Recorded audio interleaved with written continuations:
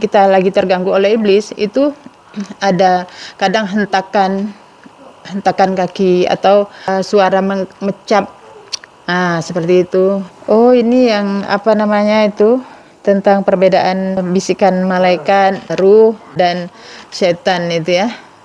Jadi supaya lebih jelasnya gini, jadi kan ini kan dua bahagian antara yang benar dengan yang salah. Kalau ruh dan malaikat itu kebenaran, yang dibawanya kebenaran. Jadi beda dengan setan sama iblis.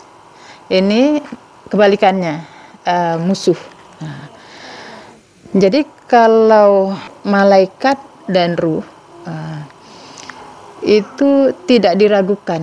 Itulah yang sebenarnya kalau bisa dikatakan ilham, wahyu, itu dari situ.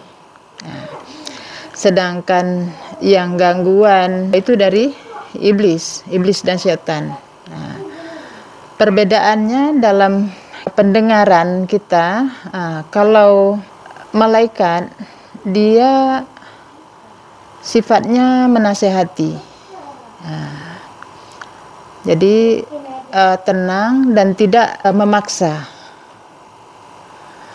Tapi kalau setan sama iblis, kalau iblis dia tipuan, karena kalau iblis kan masih dalam pikiran ya. Kalau setan sudah ke perbuatan, jadi dia lebih terburu-buru.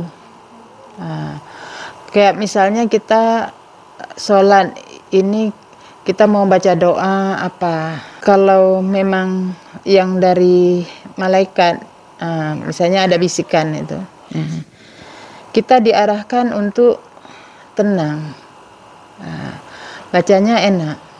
Yang kita dengar itu suara nasihat dengan suara paksaan itu kan beda.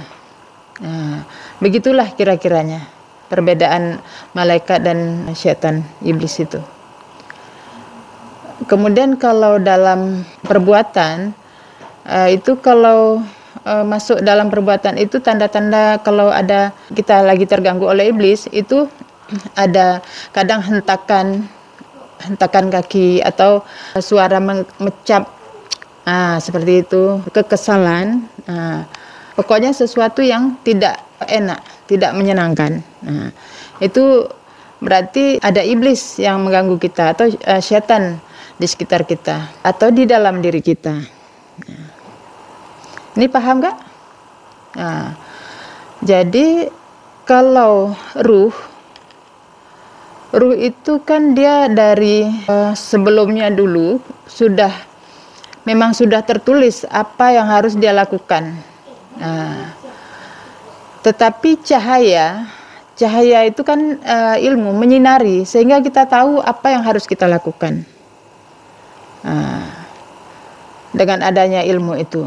Jadi kalau kita misalnya hari ini ditakdirkan kita untuk mengaji begini, ternyata dalam kita bergerak atau berucap ada sesuatu mungkin kejanggalan, maka di situ kita berlindung kepada Allah. Ya Allah, apabila akan terjadi sesuatu yang tidak disukai, ya Allah, tidak Engkau sukai, tidak kami sukai, Engkau rubah ketentuanmu. Itu kan ilmu. Ilmu itu cahaya. Dengan adanya ilmu dan cahaya itu, maka kita akan terang arahnya. Jadi malaikat itu mengingatkan dengan apa yang sudah tertulis itu.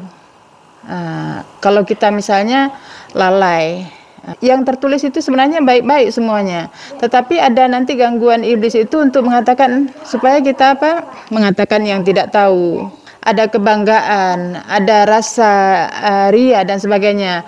Nah, di situ nanti ada malaikat yang mengingatkan pada kita. Jadi ini suatu dua arah yang sangat berbeda, yang satu ke kanan, yang satu ke kiri. Jadi makanya cahaya itu adalah di kolbu. Jadi kalau orang yang cahayanya kuat, maka dia akan bisa melihat kebenaran itu dengan mudah. Jadi bisa memisahkan ini, yang benar dan yang salah. Jadi makanya inilah kita wajibnya menuntut ilmu ini karena supaya cahaya yang masuk itu lebih terang.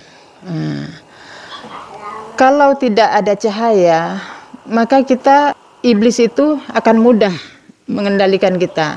Karena iblis itu kegelapan. Cahaya atau ilmu itu penerang. Jadi gelap itu akan sirna dengan adanya cahaya. Ini paham ya?